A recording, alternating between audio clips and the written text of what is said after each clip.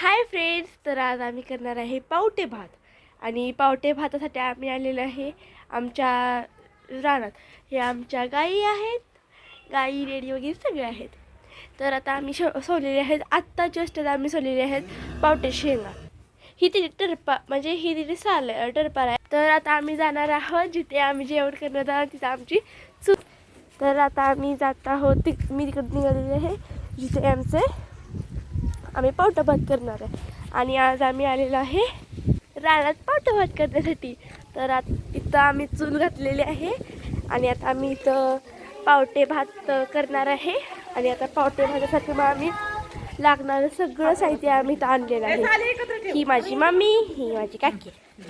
तर आता आम्ही हे सगळं आम्ही साहित्य केलेलं आहे. हे पावटे सोललेले आहेत, हे आमटीसाठी मिरची वगैरे सगळं, भात वगैरे. आणि आम्ही तर भाकऱ्या पण इथंच करणार आहे. तर आता आम्ही हा ब्लॉग करणार आहे आणि ह्यात आम्ही करणार आहे.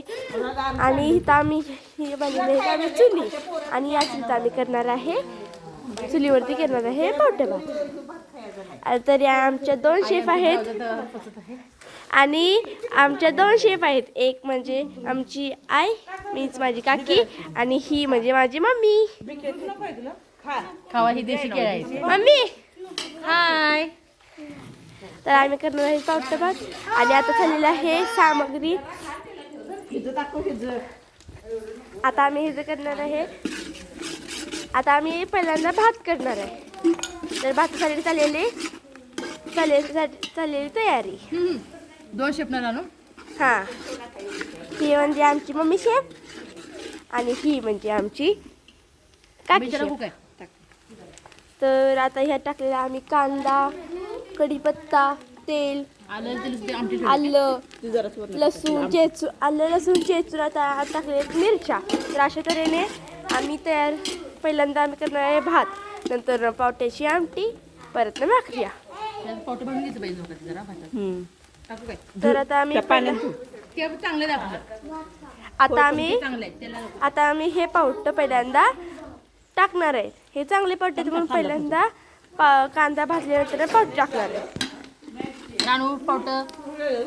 हे टाकते आम्ही पावट. आता हे पहिल्यांदा आम्ही पावट भाजून घेणार आहे आणि नंतर परत ह्यात मग तांदूळ धुवून मग तांदूळ टाकल्यानंतर आम्ही भात करणार आहे.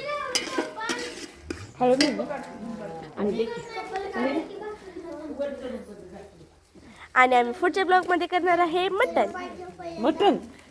आत्ते आलं चिकन, आत्ते आली की चिकन करणार.